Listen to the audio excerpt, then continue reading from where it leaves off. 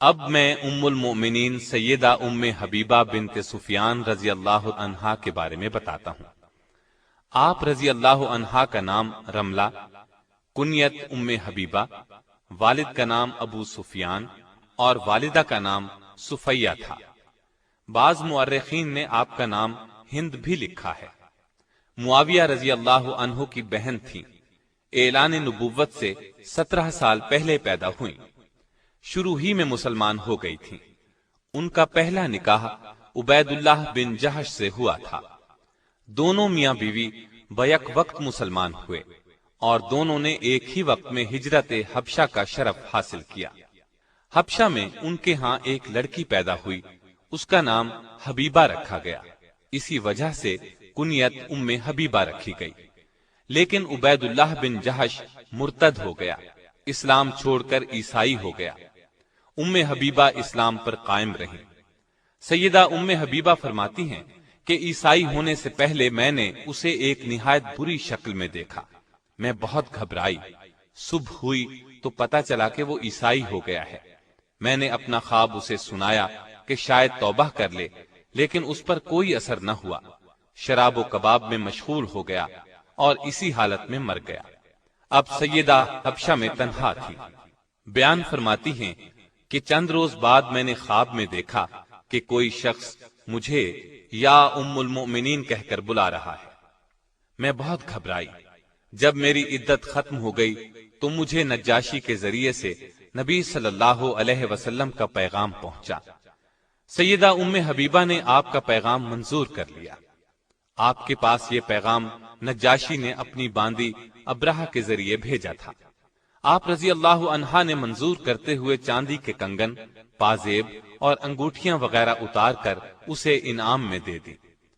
شام ہوئی تو نجاشی نے سیدنا جعفر طیار اور دوسرے مسلمانوں کو جمع کر کے خود ان کا نکاح پڑھا۔ 400 دینار مہر مقرر ہوا، جو اسی وقت رسول اللہ صلی اللہ علیہ وسلم کی طرف سے خالد بن سعید رضی اللہ عنہ کو دے دیے، جو کہ ام حبیبہ کی طرف سے وکیل تھے۔ اس طرح یہ نکاح ہوا۔ لوگ اٹھنے لگے تو نجاشی نے کہا، ابھی بیٹھیے، انبیاء علیہم السلام کی سنت یہ ہے کہ نکاح کے بعد ولیمہ بھی ہونا چاہیے۔ چنانچہ کھانا آیا۔ ولیمے سے فارغ ہو کر سب رخصت ہو گئے۔ چنانچہ سیدہ ام حبیبہ جب مدینے آئیں تو تمام حالات اور واقعات کہہ سنائے۔ آپ صلی اللہ علیہ وسلم سن کر مسکراتے رہے۔ نجاشی نے سیدہ ام حبیبہ کو شرحبیل بن حسنہ کے ساتھ آپ کی خدمت میں بھیجا تھا اور اپنی طرف سے انہیں گھریلو سامان بھی دیا تھا۔ یہ نکاح 6 ہجری کے آخر یا 7 ہجری کے شروع میں ہوا۔ اس وقت آپ رضی اللہ عنہا کی عمر 36 یا 37 سال تھی۔ ابن حیثمہ نے اپنی تاریخ میں مصعب بن عبداللہ کے حوالے سے لکھا ہے کہ رسول اللہ صلی اللہ علیہ وسلم نے ام حبیبہ سے نکاح کیا تو اس زمانے میں ان کے والد ابو سفیان مسلمان نہیں ہوئے تھے۔ سیدہ ام حبیبہ صورت اور سیرت دونوں کے لحاظ سے ممتاز تھی۔ آپ رضی اللہ عنہا کی روایت کردہ احادیث 65 ہیں۔ آپ کو اسلام اور رسول اللہ صلی اللہ علیہ وسلم سے بہت محبت تھی۔ یہ اسلام سے محبت ہی تو تھی کہ ان کا شوہر عبید اللہ عیسائی ہو گیا تھا، لیکن یہ برابر اسلام پر ثابت قدم رہی، شوہر کے عیسائی ہونے اور علیحدگی کی پرواہ نہ کی۔ اسلام سے محبت کا ایک اور ثبوت بھی ملتا ہے کہ فتح مکہ سے پہلے سیدہ کے والد ابو سفیان صلح کی شرائط طے کرنے کے لیے مکے سے مدینے کی طرف روانہ ہوئے۔ آپ صلی اللہ علیہ وسلم نے صحابہ کو خبر دی کہ ابو سفیان مکے سے صلح کی مدت بڑھانے اور عہد کو مضبوط کرنے کے لیے آ رہا ہے۔ ابو سفیان اس وقت تک مسلمان نہیں ہوئے تھے۔ مدینے میں پہنچے تو اپنی بیٹی ام حبیبہ کے گھر بھی گئے تو رسول اللہ صلی اللہ علیہ وسلم کا بستر بچھا ہوا تھا۔ جب وہ بستر پر بیٹھنے لگے تو ام حبیبہ رضی اللہ عنہا نے فوراً آگے بڑھ کر بستر لپیٹ دیا۔ ابو سفیان کو بیٹی کی اس بات پر غصہ آ گیا۔ تیز لہجے میں بولے، بیٹی تو نے بستر کیوں لپیٹ دیا ہے؟ بستر کو میرے قابل نہیں سمجھا یا مجھے بستر کے قابل نہیں سمجھا؟ سیدہ نے جواب دیا، ابا جان، یہ دنیا کی مقدس ترین ہستی رسول اللہ صلی اللہ علیہ وسلم کا بستر ہے، اس پر ایک مشرک جو شرک کی نجاست سے آلودہ ہو نہیں بیٹھ سکتا۔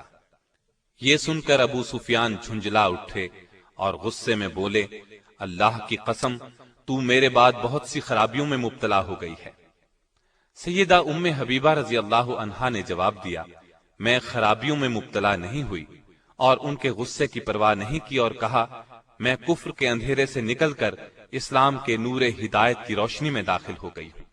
اور تعجب ہے، آپ قریش کے سردار ہو کر پتھروں کو پوجتے ہیں، جو سنتے ہیں نہ دیکھتے ہیں، کسی کا کچھ بنا سکتے ہیں نہ کچھ بگاڑ سکتے ہیں۔ آپ حدیث پر شدت سے عمل کرتی تھیں، دوسروں کو بھی اس کی تاکید کرتی تھیں۔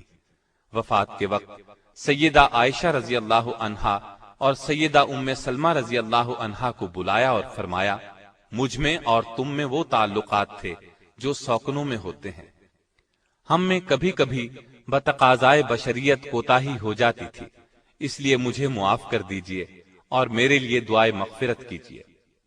اس پر سیدہ عائشہ رضی اللہ عنہا نے فرمایا، تم نے مجھے خوش کر دیا، اللہ تمہیں بھی خوش رکھے۔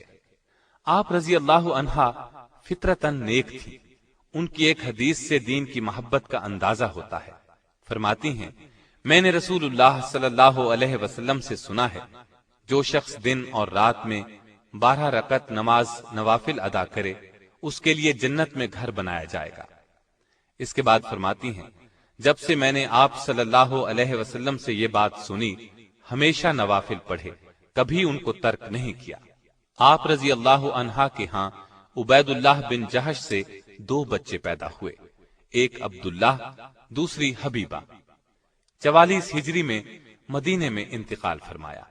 اس وقت ان کے بھائی سیدنا امیر معاویہ کی خلافت تھی۔ وفات کے وقت عمر 73 سال تھی۔ اللہ تعالی کی ان پر ہزارہا رحمتیں ہیں۔